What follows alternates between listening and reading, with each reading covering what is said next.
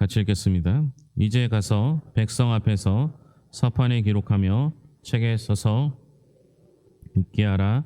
대저 이는 패역한 백성이요 거짓말하는 자식들이요 여호와의 법을 듣기 싫어하는 자식들이라. 그들이 선견자들에게 이르기를 선견하지 말라. 선지자들에게 이르기를 우리에게 바른 것을 보이지 말라. 우리에게 부드러운 말을 하라. 거짓된 것을 보이라. 너희는 바른 길을 버리며 첩경에서 돌이키라. 이스라엘의 거룩하신 이를 우리 앞에서 떠나시게 하라 하는도다. 이러므로 이스라엘의 거룩하신 이가 이같이 말씀하시되 너희가 이 말을 업신여기고 압박과 허망을 믿어 그것을 의지하니 이 죄악이 너희에게 마치 무너지려고 터진 담이 불쑥 나와 순식간에 무너진 같게 되리라 하셨은즉 그가 이 나라를 무너뜨리시되 토기장이가 그릇을 깨뜨림 같이 아낌이 없이 부수시리니 그 조각 중에서 아궁이에서 불을 붙이거나 물 웅덩이에서 물을 뜰 것도 얻지 못하리라. 주 여호와의 이스라엘의 거룩하신 이가 이같이 말씀하시되 너희가 돌이켜 조용히 있어야 구원을 얻을 것이요 잠잠하고 신뢰하여 힘을 얻을 것이거늘 너희가 원하지 아니하고 이르기를 아니라 우리가 말 타고 도망하리라 하였으므로 너희가 도망할 것이요 또 이르기를 우리가 빠른 짐승을 타리라 하였으므로 너희를 쫓는 자들이 빠르니니 한 사람이 꾸짖은즉 천 사람이 도망하겠고 다섯이 꾸짖은즉 너희가 다 도망하고 너희 남은 자는 겨우 산 꼭대기에 깃대 같겠고 산마루 위에 기치 같으리라 하셨느니라. 그러나 여호와께서 기다리시나니 이는 너희에게 은혜를 베풀려 하심이요 일어나시리니 이는 너희를 긍휼히 여기려 하심이라. 대저 여호와는 정의의 하나님이심이라. 그를 기다리는 자마다 복이 있도다. 시온에 거주하며 예루살렘에 거주하는 백성아 너는 다시 통곡하지 아니할 것이라. 그가 내 부르짖는 소리로 말미암아 내게 은혜를 베푸시되 그가 들으실 때에 내게 응답하시리라. 주께서 너희에게 환난의 떡과 고생의 물을 주시나 내 스승은 다시 숨기지 아니하시리니 내 눈이 내 스승을 볼 것이며 너희가 오른쪽으로 치우치든지 왼쪽으로 치우치든지 내 뒤에서 말소리가 내 귀에 들려 이르기를 이것이 바른 길이니 너희는 이리로 가라 할 것이며 또 너희가 너희 조각한 우상에 입힌 은과 부어 만든 우상에 올린 금을 더럽게 하여 불결한 물건을 던짐같이 던지며 이르기를 나가라 하니라. 내가 땅에 뿌린 종자에 주께서 비를 주사 땅이 먹을 것을 내며 곡식이 풍성하고 기름지게 하실 것이며 그날에 내 가축이 광활한 목장에서 먹을 것이요 밭가는 소와 어린 나귀도 키와 새수랑으로 까부르고 맛있게 한 먹이를 먹을 것이며 크게 살육하는 날 망대가 무너질 때에 고산마다 줄령마다 그 위에 개울과 시냇물이 흐를 것이며 여호와께서 자기 백성의 상처를 싸매시며 그들의 맞은 자리를 고치시는 날에는 달빛은 햇빛 같겠고 햇빛은 7배가 되어 7날의 빛과 같으리라. 아멘. 찬양대의 찬양 읽겠습니다.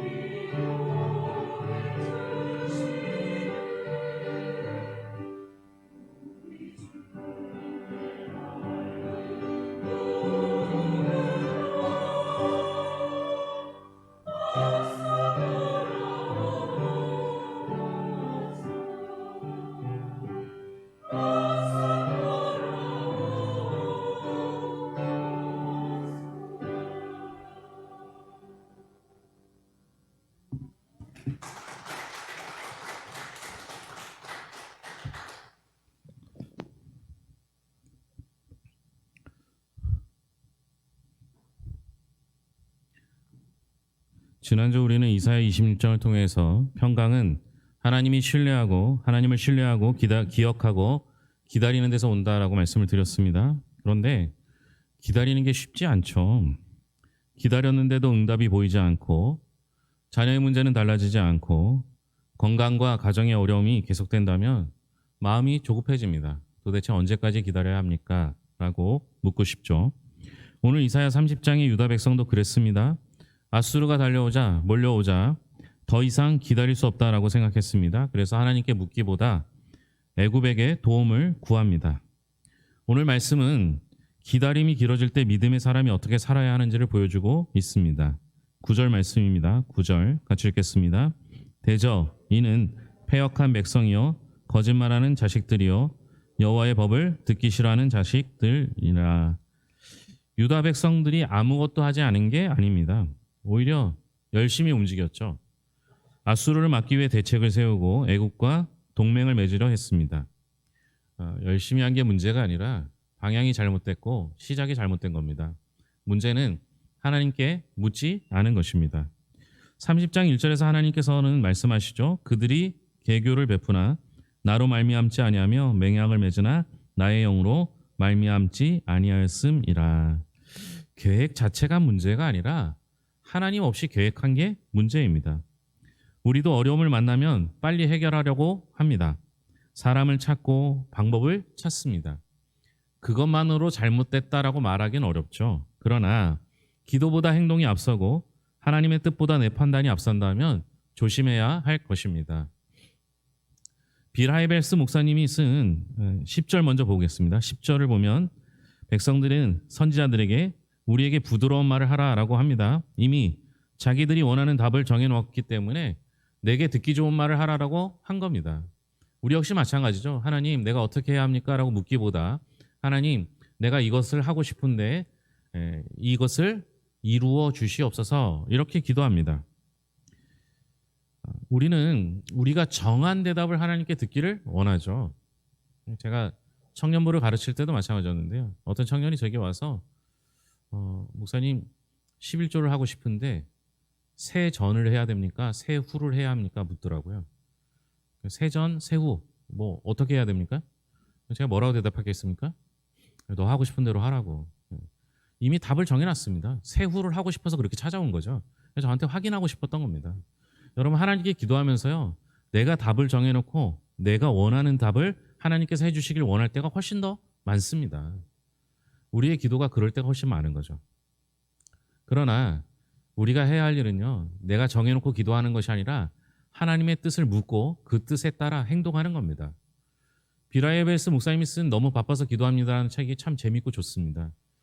근데 이 책의 제목만 봐도요. 우리가 그 내용을 알 수 있지 않습니까?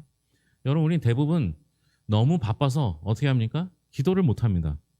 너무 바빠서 일해야 하고 너무 바빠서 찾아가야 되고 달려가야 할 것 같습니다. 그런데 이 책에서는 너무 바쁘기 때문에 딱 하나 해야 한다면 그게 기도라는 거예요. 여러분이 시간이 바쁘다는 건 할 일이 많다는 거죠. 할 일이 많다는 건 그중에 우선순위를 정해서 해야 한다라는 겁니다. 여러분들의 우선순위는 뭡니까? 그 우선순위대로 하면 그 문제들이 해결됩니까? 그렇지 않잖아요. 이 책에서는 너무 바쁘고 할 일이 너무 많고 그래서 꼭 하나 해야 할 것이 있다면 그건 기도라고 말합니다. 유다는 너무 급해서 애굽으로 달려갔습니다. 그러나 믿음의 사람은 너무 급하기 때문에 하나님께 물어야 합니다. 조급함은 우리를 애굽으로 달려가게 하지만 기도는 우리를 하나님 앞에 엎드리게 합니다. 15절 말씀입니다. 같이 읽겠습니다. 주 여호와 이스라엘의 거룩하신 이가 이같이 말씀하시되 너희가 돌이켜 조용히 있어야 구원을 얻을 것이요 잠잠하고 신뢰하여야 힘을 얻을 것이거늘 너희가 원하지 아니하고. 네 단어가 중요합니다. 돌이키라, 조용히 있어라, 잠잠하라, 신뢰하라. 여기서 잠잠하라는 건 아무것도 하지 말라는 뜻이 아닙니다. 내가 모든 것을 해결해야 한다라는 생각을 내려놓으라고 말씀드린 겁니다. 지난주 26장에 보면요. 주께서 심지가 견고한 자를 평강하고 평강하도록 지키시리니 이는 그가 주를 신뢰함이니이다. 평강과 신뢰는 연결되어 있습니다. 하나님을 신뢰하지 못하면 기다릴 수 없죠. 기다리지 못하면 조급해지고 조급해지면 어떻게 돼요? 하나님보다 앞서려고 합니다. 그래서 믿음은 하나님보다 빨리 달려나가는 것이 아니라 하나님의 속도에 내가 내 속도를 맞추는 것입니다. 그런데 유다 백성은 16절에서 말하죠. 우리가 말 타고 도망하니라. 내가 하나님을 기다리느니 차라리 빠른 말을 타고 가겠다라고 말하는 겁니다. 하지만 하나님께서는 너희를 쫓는 자들이 빠르니라 라고 말씀하십니다.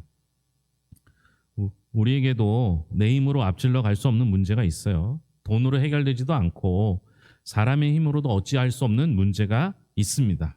그때 믿음은 이렇게 고백하는 거죠. 하나님, 제가 제 일을 열심히 하겠습니다. 그러나 결과는 하나님께 맡깁니다. 이게 잠잠히 하나님을 신뢰하는 믿음의 모습입니다. 오늘 본문의 가장 핵심은 또 중요한 말씀은 18절입니다. 18절 같이 읽겠습니다. 그러나 여호와께서 기다리시나니 이는 너희에게 은혜를 베풀려 하시며 일어나시리니 이는 너희를 긍휼히 여기려 하심이라.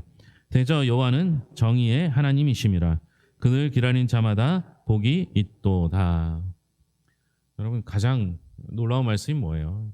하나님이 나를 기다리신다라는 겁니다. 애굽으로 빨리 달려간 이스라엘을 기다리시고 자기 힘을 믿던 백성이 하나님께 돌아오기를 기다리십니다. 왜 기다리십니까? 여호와께서 기다리시나니 이는 너희에게 은혜를 베풀려 하심이요. 우리는 하나님, 제가 얼마나 오래 기다렸습니까? 라고 말합니다. 그러나 돌아보면 하나님께서 우리를 더 오래 기다려 주셨습니다. 스스로 돌아올 때야 하나님이 주시는 은혜를 누릴 수 있습니다. 마음 같아서는 쫓아가서 데려다가 이곳에 앉혀서 예배드리게 하고 싶은 사람들이 있죠. 아우, 자녀들 얼마나 말을 안 듣습니까? 좀 일찍 와주면 좋을 텐데, 좀 앉아서 잘 예배드리면 좋겠는데, 고개는 숙이고 주무시고 핸드폰 보고 속이 얼마나 타들어가는지 쫓아가서 잔소리 한마디 하고 싶습니다. 그런데 그렇게 한다고 듣겠습니까? 주님이 기다리시는 마음은 얼마나 안타깝겠습니까? 그런데 돌아오면 처음으로 누리는 게 뭐예요? 은혜예요, 은혜. 아, 하나님의 은혜였구나. 이걸 가장 잘 나타낸 성경의 본문은 탕자의 이야기입니다. 탕자의 이야기에서 집 나간 아들이 돌아올 때 어떻게 했는지 보면 누가복음 15장 20절에 아직도 거리가 먼데 아버지가 그를 보고 측은히 여겨 달려가 목을 안고 입을 맞추니. 아들이 찾아온 것 같지만 사실은 어때요? 아버지가 아들을 기다린 거예요. 아들이 집 나갈 때 모습과 집에 돌아올 때 모습이 달라집니다. 집 나갈 때는 어떻게 나갔겠어요? 말끔하게 나갔겠죠? 집에 돌아올 때는 어떻게 돌아왔습니까? 예? 아이들이 집을 나갈 때는요, 신나서 나가요. 왜 돌아와요? 예? 가출의 경험이 없으셔서, 그죠? 왜 돌아올 것 같아요? 돈이 없어서 돌아옵니다. 돈이 없다는 건 배고프다는 거고요. 배고팠다는 건 한 끼 굶었다고 돌아오지 않아요. 몇 끼를 굶었기 때문에 돌아오는 거예요. 즉, 배가 고파서 돌아온다는 건 초췌해진 상태입니다. 여러분, 탕자 이야기 잘 아시잖아요. 탕자가 언제 돌아올 생각을 합니까? 네, 돼지 먹는 그 열매를 먹을 때, 내 아버지의 집에 종은 이것보다 나은데 라는 생각을 가질 때 돌아옵니다. 머리도 못 감고 못 깎고 수염도 못 깎았을 것이고 옷은 다 초췌해지고 몸은 살이 빠진 상태였습니다. 그런데 성경에 보면 아직 거리가 먼데 저 멀리에서 오는 그 사람을 어떻게 아들이라고 생각하고 달려가서 맞이할 수 있었겠습니까? 아버지 머릿속에서는 아들을 계속 그리고 있었던 거예요. 집을 나가는 그 순간부터 내일 돌아오면 이런 모습일 거야. 또 내일 돌아오면 이런 모습일 거야. 머릿속에 그리지 않고는 아들을 발견할 수 없는 겁니다. 아버지는요, 집 나간 날부터 아들이 돌아올 때까지 기다린 겁니다. 우리도 하나님을 붙잡고 여기까지 온 것 같지만요, 하나님이 우리를 붙잡아 주셔서 지금 여기에 있는 겁니다. 지난주 말씀드렸듯이 우리의 믿음이 대단한 것 같지만 우리가 하나님을 믿는 건 당연한 일입니다. 그러나 하나님께서 나를 믿어주시는 그 믿음은 어마어마하게 커야만 나를 믿을 수 있습니다. 그러므로 기다림은 버려짐의 시간이 아닙니다. 하나님의 은혜가 우리를 기다리고 있는 시간입니다. 18절 마지막 부분에 보면요. 그를 기다리는 자마다 복이 있도다. 우리는 빨리 이루어지는 것이 복이라고 생각합니다. 기도하자마자 응답받고 문제가 빨리 해결되면 복이라고 생각하죠. 그런데 성경은 기다리는 자가 복이 있다라고 말합니다. 왜 그럴까요? 기다리는 동안 하나님을 볼 수 있기 때문에 그렇습니다. 기다리는 동안 하나님의 음성을 들을 수 있기 때문에 그렇습니다. 기다리는 동안 그 시간이 하나님을 배우는 시간이기 때문에 그렇습니다. 20절에서는 기다리는 시간을 이렇게 표현하죠. 20절입니다. 주께서 너희에게 환난의 떡과 고생의 물을 주시나 내 스승은 다시 숨기지 아니하시리니 내 눈이 내 스승을 볼 것이며. 우리가 비록 환난의 떡과 고생의 물을 먹을지 모르지만 그러나 그 순간 우리의 눈은 무엇을 봅니까? 우리의 스승 되신 하나님을 보게 될 것입니다. 그러나 기다림이 언제나 편안한 건 아닙니다. 이어서 하나님께서 길을 보여주시죠. 21절입니다. 너희가 오른쪽으로 치우치든지 왼쪽으로 치우치든지 내 뒤에서 말소리가 내 귀에 들려 이르기를 이것이 바른 길이니 너희는 이리로 가라 할 것임이며. 그리고 28절에는 마침내 회복이 나타납니다. 여호와께서는 자기 백성의 상처를 싸매시며 그들의 맞은 자리를 고치시는 날에는 달빛은 햇빛 같겠고 햇빛은 7배가 되어 7날의 빛과 같으리라. 기다리는 동안 하나님께서 아무것도 안 하시는 게 아니에요. 늘 우리에게 말씀하고 계셔요. 그래서 기다리면서 주님의 얼굴을 볼 뿐만 아니라 주님의 음성을 듣고 주님이 인도하시는 바른 길로 갈 수 있습니다. 그리고 그 길을 가다 보면 회복의 은총이 있게 됩니다. 다만 우리가 원하는 때와 하나님이 원하는 때가 다를 수 있습니다. 우리는 문제를 빨리 없애달라고 기도하지만 하나님께서는 그 문제를 지나며 먼저 우리를 변화시키기도 하십니다. 그래서 믿음은요, 하나님의 방법만 믿는 것이 아니라 하나님의 때, 하나님의 시간을 믿는 것입니다. 사랑하는 성도 여러분, 우리가 하나님을 기다리는 동안 하나님께서도 우리를 기다려 주셨습니다. 그래서 말씀하시죠. 너희가 돌이켜 조용히 있어야 구원을 얻을 것이요 잠잠하고 신뢰하여야 힘을 얻을 것이거늘. 혹시 오래 기다리고 계십니까?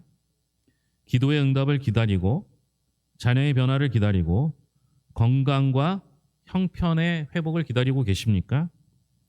조급해서 애굽으로 달려가지 마십시오. 급할수록 기도하십시오. 조급할수록 하나님께 물으십시오. 그리고 하나님의 때를 기다릴 수 있기 바랍니다. 여호와께서 기다리시나니 이는 너희에게 은혜를 베풀려 하심이요. 그리고 말씀하시죠. 그를 기다리는 자마다 복이 있도다. 평강은 일이 빨리 해결될 때 찾아오는 것이 아닙니다. 하나님의 때가 가장 좋은 때임을 믿을 때 찾아옵니다. 이번 한 주도 조급하지만 하나님을 신뢰하고 기도하면서 나아가고 내 방법보다 하나님의 방법을 선택하며 하나님의 때를 기다리며 신뢰하며 기다리는 저와 여러분들이 될 수 있기를 바랍니다. 기도하겠습니다. 하나님 감사합니다. 당장 회복되길 원하지만 회복이 되었다 할지라도 그 회복을 누릴 수 있는 믿음이 우리에게 필요합니다. 그래서 하나님은 때론 우리에게 고난의 시간을 허락하시고 기다림의 시간을 허락하십니다. 그 하나님의 마음을 이해할 수 있도록 인도하여 주시옵소서. 우리도 기다리면 조급해지만 하나님께서 우리를 기다리실 때 얼마나 안타까웠겠습니까?